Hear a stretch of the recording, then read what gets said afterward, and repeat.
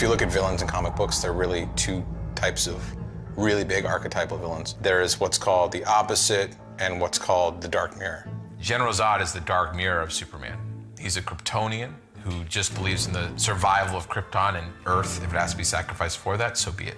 And if you look at Lex Luthor, he is the opposite in every way to Superman. He's human, he's ego-driven, he has no powers.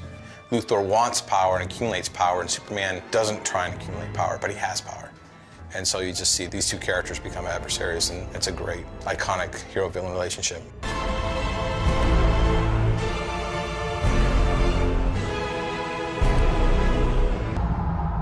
Lex appeared early in Superman's career. Back then he had hair, he had red hair. So like the movie, he first started with hair. And he was a mad scientist at first. For a long, long time he was just a mad scientist and wanted to destroy Superman. And ultimately it was John Byrne in the 1980s who reinvented Lex Luthor as a businessman. And he had a company, LexCorp. And it became a different kind of modern day adversary for Superman.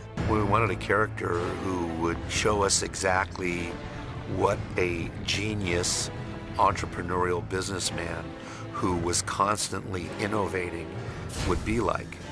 So whether it's a Steve Jobs or the guys who started Google or Jeff Bezos, we wanted a young, compelling guy to play that role, somewhat mercurial, always magnetic.